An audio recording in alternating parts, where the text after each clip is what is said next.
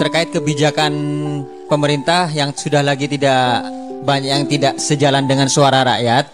Kemudian ketika masyarakat atau rakyat mengajukan katakanlah keberatan melalui demo, ternyata mentok gitu.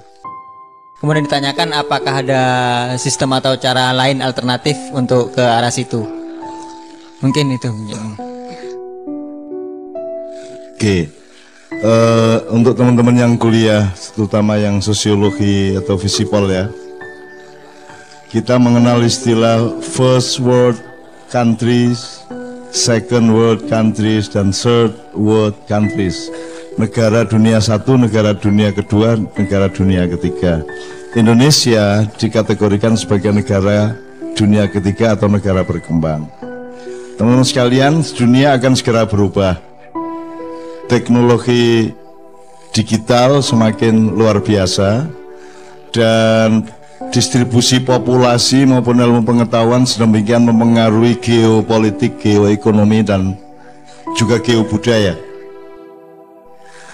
Maka dalam waktu yang tidak akan terlalu lama akan terjadi perubahan level yang tadi tiga tadi. Amerika akan menjadi negara dunia kedua, Eropa akan menjadi negara dunia ketiga, Asia Pasifik, negara-negara Asia Pasifik akan menjadi pusat ekonomi dunia, sehingga dia akan disebut negara dunia pertama. Jadi Cina terutama akan menjadi negara nomor satu di dunia. Itu berarti dia yang memimpin seluruh pergerakan ekonomi di Asia Pasifik. Nah sekarang tinggal Anda mau memilih untuk ikut memimpin ataukah Anda menjadi cleaning service dari perusahaan-perusahaan Cina. Dunia sedang berkembang seperti itu.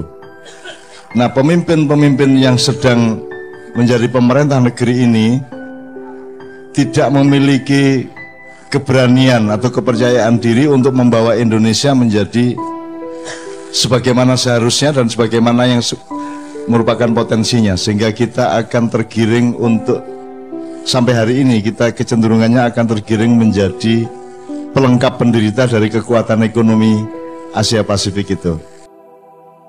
Asaki monggo. Sebenarnya ini kita harapkan dari parpol-parpol, kita harapkan dari universitas-universitas untuk bisa memimpin anak-anak muda menjadi generasi masa depan yang bangkit untuk menentukan dirinya sendiri dan mengerti kekayaannya sendiri. Tapi Anda tahu polisi-polisi yang bergulir selama 3 tahun ini adalah polisi-polisi yang penuh tidak percaya diri, polisi-polisi yang meletakkan Indonesia sebagai inferior, sebagai pelengkap penderita, sebagai objek, sebagai pengemis, sebagai pendompleng, sebagai apa menere? Ekor. Ya.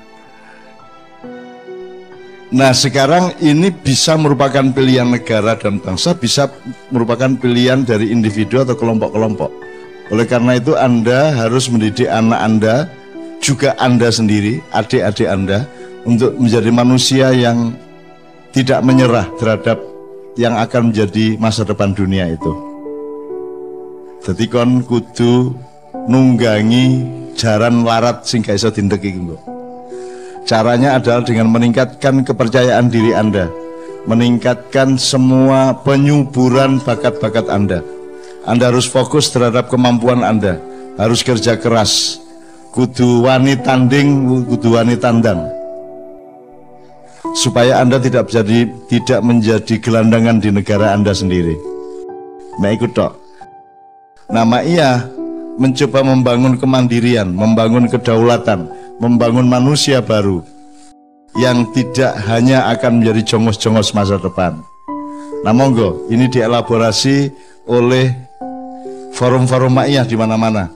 Dan itu bisa kita lakukan dari lingkar-lingkar kecil, karena kita tidak punya peluang untuk memberesi seluruh negara ini secara nasional, sebab kita sangat percaya kepada peran-peran di luar manusia.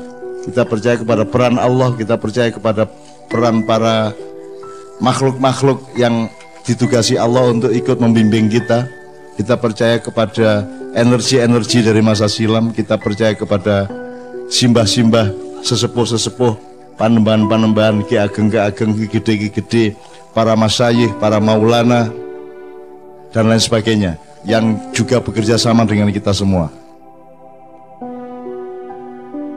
Kalau Anda tidak mau dikuasai oleh salah satu bangsa yang sekarang sedang menjajah Anda dan dipersilakan untuk dengan seenaknya menjajah Anda, maka Anda harus mempelajari bahasanya. So, kalau Anda tidak mempelajari bahasanya, nek kon lawan arek sing pinter pencak ya kon kudu sinau pencak. Langun.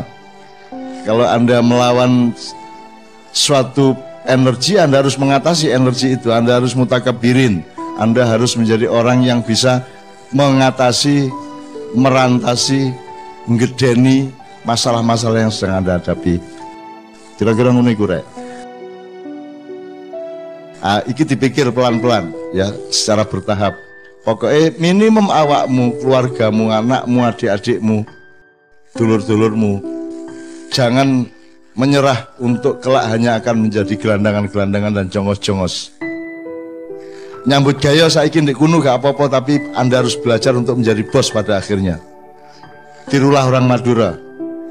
Masih mek pabrik beting tapi jeragane aku. Itu ya manusia ya.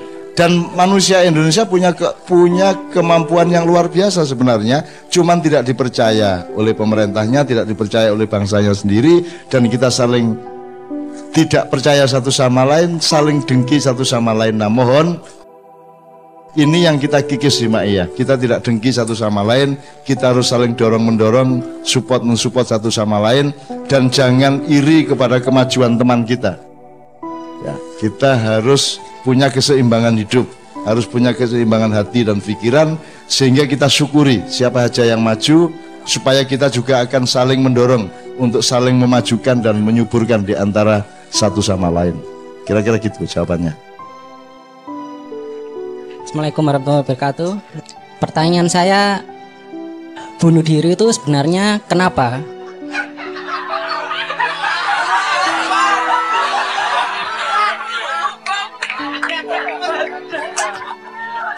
Soalnya sekarang ini kan lagi musim yang namanya mental illness itu loh. Mental illness apa ya namanya ya? Penyakit masalah di akalnya, masalah di hatinya atau apa itu loh. Udah. Makasih sebelumnya. Ini tadi pertanyaannya kan mental illness, mind illness dan seterusnya. Sambil Anda nyicil, bisa nggak Indonesia ini penyakitnya penyakit pikiran? Mikir gak bener, gak seimbang, gitu. Bisa nggak? Bisa nggak? Nggak masuk akal dalam banyak hal. Misalnya, saya pernah lihat iklan di bandara itu kepala dirjen perhubungan, ya, itu diperiksa. Kan dirjen perhubungan ini kan satu direktorat yang dipercaya untuk memeriksa orang, betul enggak? Tapi dia malah diperiksa. Lah terus gunanya apa saya mempercayai kamu untuk memeriksa, kamu sendiri butuh diperiksa? Bagaimana sih? Masa saya memiliki barang kepada orangnya masih mungkin maling? Samin suruh jaga rumah, tuan rumahnya pergi, pokoknya siapa aja nggak boleh masuk. Akhirnya tuan rumahnya teko nggak boleh masuk. Loh tadi kan pesannya nggak boleh masuk semua. Gak oleh temenan. Loh apa sih? Jadi kita tuh banyak sekali nggak masuk akal. Nggak masuk akal. Jadi penyakit pikiran ya, penyakit mental ya enggak. Ini mungkin melebar ke pertanyaan lain. Kenapa politisi seperti itu? Saya ingatkan ya, di Gontor itu ada pedoman di pesantren Gontor. Berani hidup, tak takut mati. Takut mati, jangan hidup. Takut hidup, mati saja. Gitu kan? Nah ini kan terkait sama hubbud dunya wa karahiyatul maut. Saya melihat ada dimensi yang kelima. Orang Indonesia tidak takut mati. Gak. Bonek kabeh nek soal mati wani wis. Wong aku ini pesawat ngwening ini lho rek. Waktu mau ke Padang Bulan tuh nemen, itu cuaca buruk, beledak, wes gak karu-karuan ngono iku. Buat aku ngene iki. Tak delok sing kiwa ku ngorok. Wah, aku wis segala macam donga sing ngapal tak ucapkan. Aku kan orang yang tidak berani kemendel nang Gusti Allah. Sapa ro anjene iki takdir Gusti Allah, aku ngenyang ya Allah, aku cek anakku cek ngene, perjuangan masih jauh saya mohon. Ngene kan ono ngunune. Aku adzan ono ping 20. Selama ngene-ngene iku. Ngono kono ibu-ibu ndek sebelah. Mate tagak ya. Mate tagak ya ngono. Coba. Ya apa ibu-ibu? Lu malah badean. Selamat ya ibu istri ya. Totoan. Coba. Nggak takut mati orang Indonesia. Nggak takut mati. Wong berani kok perempatan jalan dari kiwa iki begitu ijo langsung weng iki berani kok. Kan sangat berani mati toh. Berani mati. Barum Naim yang katanya teroris itu dulu pernah saya bantu dia untuk saya proses dan saya bilang sama dia, Rum, gue rasa kamu tidak usah pamer ke saya bahwa kamu berani mati. Siapa yang takut mati di Indonesia? Tidak ada yang takut mati. Kamu tidak takut mati, tapi yang kamu takuti ya saya tahu. Kamu duduk, terus kursi ditaruh di atas kakimu, sikile kursi, kakinya kursi ditaruh di atas kakimu, terus polisinya sambil interogasi duduk di atas kursi. Itu lebih menakutkan. Utawa didugang dasmu karo sepatune polisi. Kan lebih menakutkan daripada mati. Mati das selesai. Tapi nak didugang. Nggak usah itu dek. Kon ditaleni, kamu diikat telentang, diikat cet, terus ditetesin air. Tes.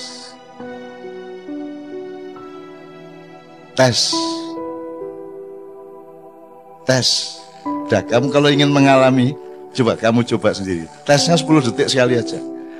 Nanti begitu tes ke 100 deng. Padahal tes itu.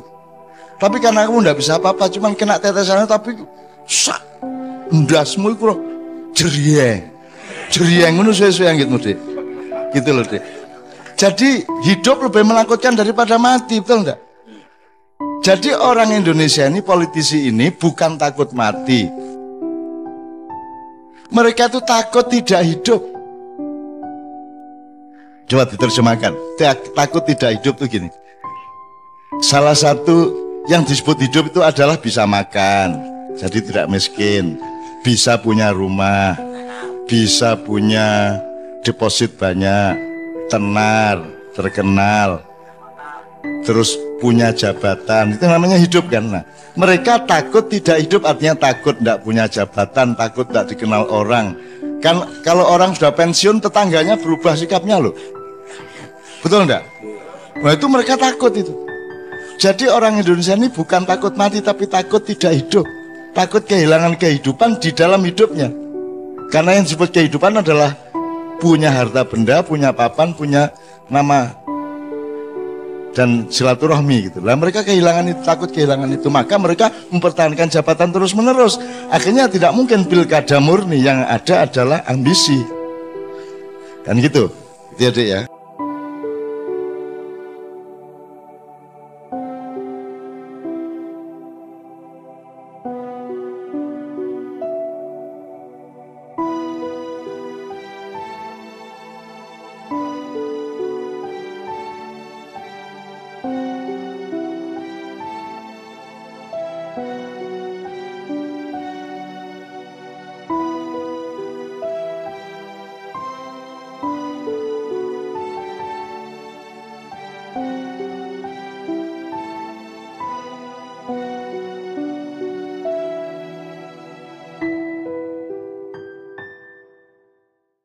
Assalamualaikum, selamat datang di Pewaling Ma'iyah. Berikut ini adalah video sinau bareng tahun 2018. Dan sebatas yang dapat kami tangkap, kurang lebih berikut ini ulasan, rangkuman, atau pointernya. Poin yang pertama adalah, pada intinya, Isi dari video ini adalah respon jawaban dari Mbah Nun kepada para penanya. Salah satunya, ada jamaah yang menanyakan perihal bunuh diri. Dan kurang lebih berikut ini respon jawaban yang Mbah Nun tawarkan. Intinya, orang modern, khususnya orang Indonesia itu, tidak ada yang takut mati. Yang orang modern takutkan adalah tidak hidup. Yang dimaksud tidak hidup adalah kalau tidak punya harta benda. Contohnya, orang akan melakukan apapun saja untuk bisa hidup. Maka dari itu, tidak jarang sekarang kita melihat orang mati-matian saling sikut berebut apapun, entah itu jabatan, kursi kekuasaan, supaya mereka bisa hidup. Jadi yang orang modern sebut hidup adalah kalau punya jabatan, punya uang, punya rumah bagus, punya uang banyak, diakui orang, dan seterusnya. Sehingga mereka sangat takut kehilangan itu semua. Bahkan, tetangganya akan berbeda sikapnya jika tidak memiliki harta benda, kekuasaan, dan sejenisnya itu. Jadi intinya, bagi orang sekarang, hidup itu lebih menakutkan daripada mati. Maka dari itu, orang sekarang tidak takut bunuh diri. Karena bagi orang modern, hidup itu lebih menakutkan jika tidak punya apa-apa, jika tidak bisa makan, jika tidak bisa bayar sekolah, jika tidak punya rumah, tidak punya mobil, tidak punya jabatan, dan seterusnya itu. Kurang lebih, itu gambaran dari video ini sebatas yang mampu kami tangkap. Kurang lebihnya mohon maaf. Terima kasih dan sehat selalu saudaraku. Wassalamualaikum.